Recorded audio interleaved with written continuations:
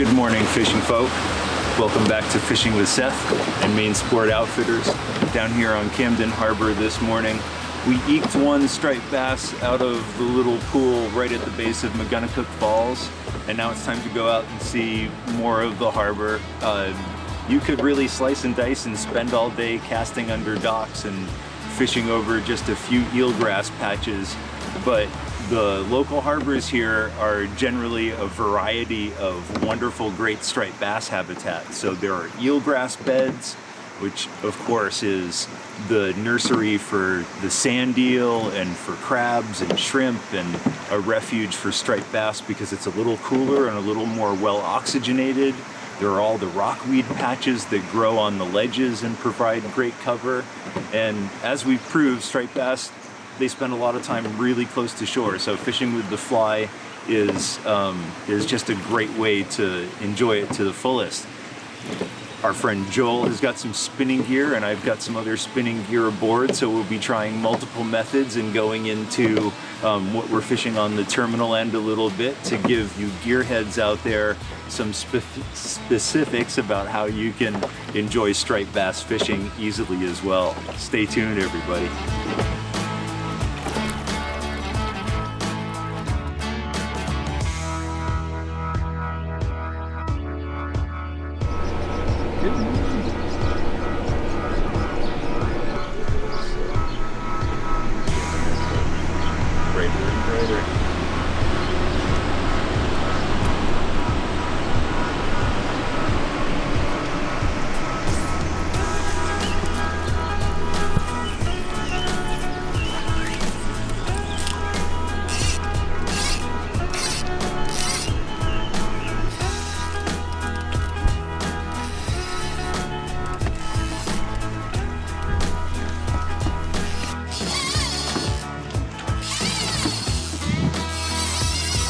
The old two-handed retrieve, smooth and fast. You saw fish skipping out of the water chasing bait a moment ago, so speeding it up. Caught this fish. It's definitely not the fly. We're kind of proving that, silly, fanciful color combinations are just as good as stuff that looks realistic. It is a dance at this point. You've got to let them take a little bit of line, even if you had level 20 or 30. Bridge piling's not your friend.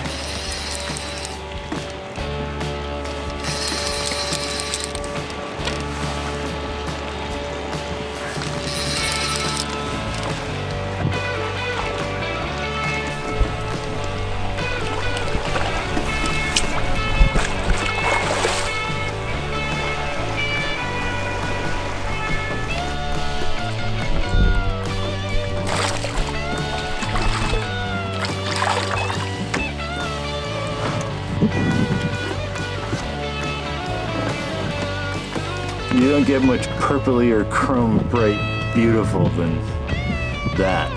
As pink as the bug.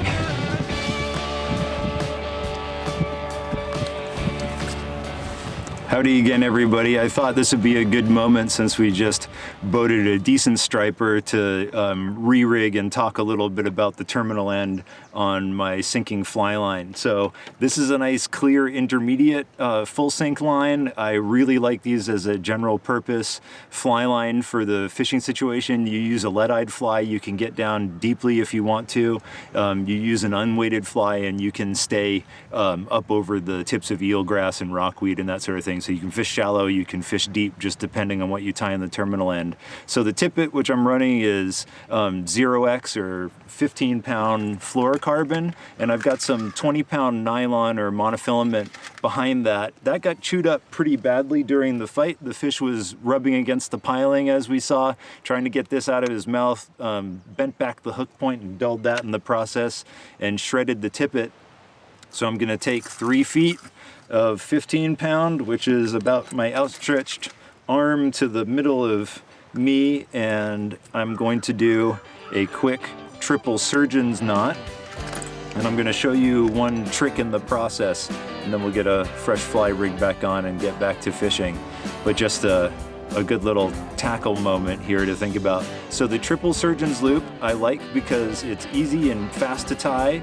It runs straight in the water, and it gives you the option of an alternative up the leader on the tag end if you want to. So right here, I need to moisten that and make sure it doesn't cause too much friction when I pull tight. And when I cinch on the two main ends, I now have a long tag end of my 20-pound nylon. I could tie on a streamer or another fly there, and then I could put something down on the terminal end too. I'm just gonna stick with one fly in this whole episode because it's enough of a handful. When you've got two on there, you really have to be anticipating landing two at a time. So that would be when you are being guided and someone else is handling the boat that you can do that. So obviously streamer flies work awesome. This is just a fun little yellow and pink bucktail, but our friend Joel was getting bites on the way over here on this classic little spinner. So everything works when they're feeding like they are right now. They've got to get big fast. So just give them something to eat, make sure the drag is set right, and hold on tight when you hook up.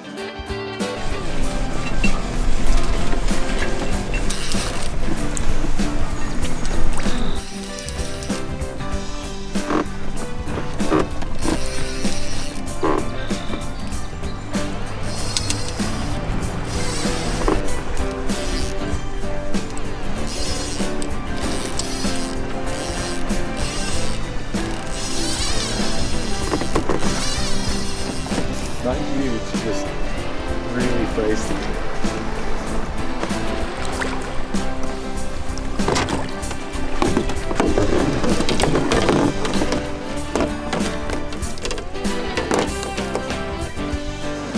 Well, good fishing folks, thanks as always for joining us. We really appreciate the interest. It's nice to be able to share these fishing ideas with you.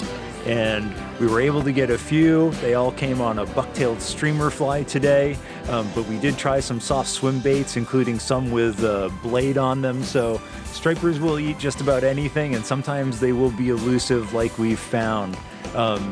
Hooking fish on the pull and pause and on the two-handed retrieve as well. So make sure to check out our other videos when you've got the time on some of those retrieves, and stay tuned for future content. We sure appreciate seeing everybody. Hope to see you at the shop soon. Bye for now.